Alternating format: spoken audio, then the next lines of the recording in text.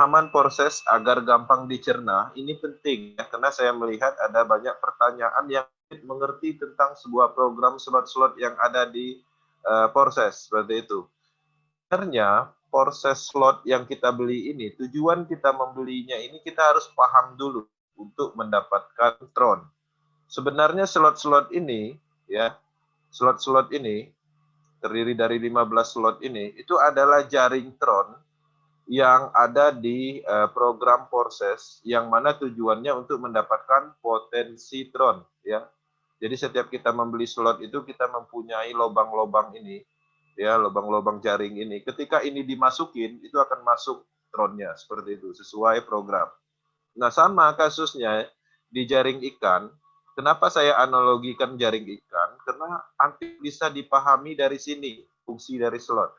Contoh kita membeli jaring ikan, pastinya kita paham tujuannya untuk mendapatkan ikan. Pasti paham, makanya beli ikan, nggak mungkin nggak paham. Sama, di proses juga seperti itu. Membeli slot harus paham dulu tujuannya. Nah, ketika kita paham tujuannya untuk mendapatkan ikan, tapi perlu dipahami. Ya, perlu dipahami, tidak akan pernah kita tahu berapa ekor ikan yang kita dapat. Tidak satu orang pun yang tahu berapa ekor ikan yang kita dapat. Kita hanya tahu potensinya aja. Bahwa jaring ini, alat ini tujuannya untuk mendapatkan ikan. Dapat ikan kita jual jadikan rupiah jadi duit. Sama, slot juga seperti itu. Kita beli, kemudian kita paham tujuannya untuk mendapatkan Tron, tapi kita nggak tahu dapatnya berapa dan kapan dapatnya. Tapi kita paham potensinya, karena bisa dibuktikan dengan ribuan ID berhasil di sini. Sama, di jaring juga seperti itu.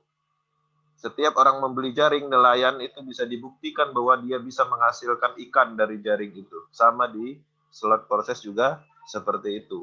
Nah, jaring ini ketika kita beli, kita taruh aja, itu dapat ikan. Sama, slot juga kita beli, kita taruh aja dapat juga Tron seperti itu. Tapi tidak maksimal. Sama kasusnya. Untuk memaksimalkan mendapat ikan di jaring ikan, itu gimana caranya? Itu pakai sampan. Kemudian airnya dipukul-pukul itu bisa jadi. Jadi banyak ikan yang kabur sehingga nabrak jaring itu bisa jadi. Itulah namanya aktif ya. Kita beli jaring ikan, kita aktif mencari ikan dengan cara seperti itu, hasilnya lebih banyak. Sama kasusnya di slot-slot ini, kalau kita beli aja itu dapat juga, tapi nggak dapat banyak, nggak maksimal, nggak cepat kayanya. Tapi kalau kita beli slot ini, kita aktif ya, kita kenalkan, kita pergi ke wilayah lain, kasih tahu ke orang agar membeli slot ini juga. Nah, itu lebih besar potensinya. Itulah yang namanya aktif. Jadi bisa bermain pasif, sama jaring ikan juga bisa bermain pasif, tapi hasilnya nggak maksimal.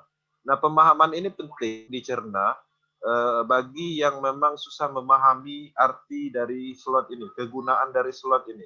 Perlu dipahami, slot yang kita beli itu statusnya udah jadi alat ya. Udah jadi alat, tapi dia dalam bentuk digital. Artinya kita memperjualbelikan alat, seperti itu. Oke, next.